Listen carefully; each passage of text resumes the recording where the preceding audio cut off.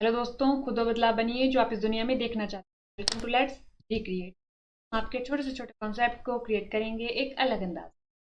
Today's अवर recreation. देखिए, हमने अपने कल रावि से जुड़े सवाल जवाब किए थे, लेकिन उसमें कंटेंट हिंदी में था। तो हम उससे जुड़े सवाल जवाब करेंगे हिंदी कंटेंट के साथ। चलिए शुरू करते हैं।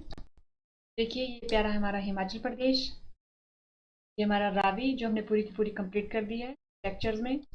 अब सवाल नंबर 1, रावी नदी के बारे में निम्नलिखित कथनों पर विचार करें। ये चंबा में बड़ा भंगाल से निकलती है, संस्कृत में पुरुषनी और वैदिक में इरावती कहा जाता है। अलेक्जेंडर ने इसे हाइड्रास्टस कहा था। ये पाकिस्तान में चिनाब में मिल जाती है। ये हमारे पास उपयुक्त कथनों में से कितने कथन सही है। ठीक है, देखिए, अगर हम इसे देखें तो यह चंबा में बड़ा भंगाल से निकलता है। अगर हम कांगड़ा का मैप बनाएं तो हमें पता है कि बड़ा बंगाल वाला एरिया कहाँ है, कांगड़ा में है। यहाँ पर ये स्टेटमेंट गलत हो जाती है। संस्कृत में इसे पुरुषनी, संस्कृत में इसे क्या कहा जाता है, इरावती, और वैदिक में पुरुषनी, तो ये स्टेटमेंट भी गलत हो जाती है।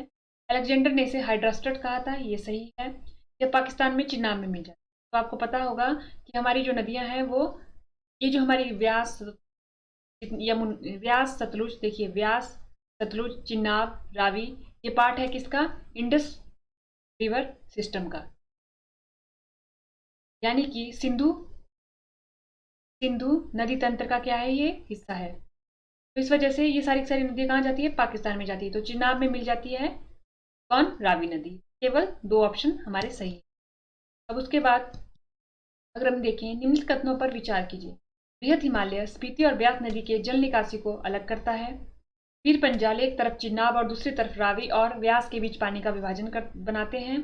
मणिमहेश खड्ड और कुक्ति खड्ड हड़सर के पास आपस में मिलते हैं। उपयुक्त कथनों में से कितने कथन सही है, हमें बताने हैं कि कितने कथन हमारे सही हैं। तो अगर हम देखें, हमने अगर हिमाचल प्रदेश का मैप बनाया था तो हमने ये बनाया था शिवालिक, ये हमारे हो गए मध्य हिमालय, ये हो गए हमारे बृहद हिमालय, और ये हो गए हमारे ट्रांस हिमालय। यहाँ पर हमारी स्पीति आई, ये हमारी व्यास आई। तो देखिए, पहली स्टेटमेंट हमारी सही हो गई।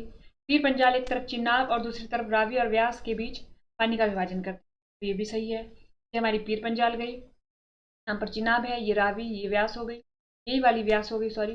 देखिए, इस तरफ को ये दोनों नदियां हो गई और ये चिनाब इस तरफ को, तो ये बीच में पीर पंजाल हो गई, ये भी सही है। मणिमहेश खड्ड और कुक्ति खड्ड हड़सर के पास आपस में मिलते हैं, ये हमने पूरा का पूरा रावी में पढ़ा था कि ये आपस में मिलते हैं। उसके बाद ये खड़ामुख में कहाँ मिल जाते हैं, रावी में मिल जाते हैं, दोनों के दोनों। ये मणिमहेश आई, ये कुक्ति खड्ड आई, आपस में मिले हड़सर में, उसके बाद ये रावी में मिल गए जाके दोनों खड़ामुख में। तो तीनों की तीनों स्टेटमेंट हमारी क्या है। अब उसका देखिए, निम्नलिखित कथनों पर विचार कीजिए। चंबा शहर इसके दाहिने किनारे स्थित है, ये बताना है। जो शिवालिक रेंज से पीर पंजाल को अलग करने वाले गर्त से होकर बहती है। इसी दर्रा कांगड़ा को लाहौल स्पीति से जोड़ता है। उपयुक्त कथनों में से कितने कथन सही है, क्या पूछा है, सही कितने हैं। देखिए, अगर हम, चंबा शहर इसके दाहिने दाहिने किनारे स्थित है, क्या है, दाहिने किनारे स्थित है। तो हमारा अगर हम रावी को बनाएं, चंबा में हमारी रावी आई, हमारा भरमौर इधर है, चंबा इधर है।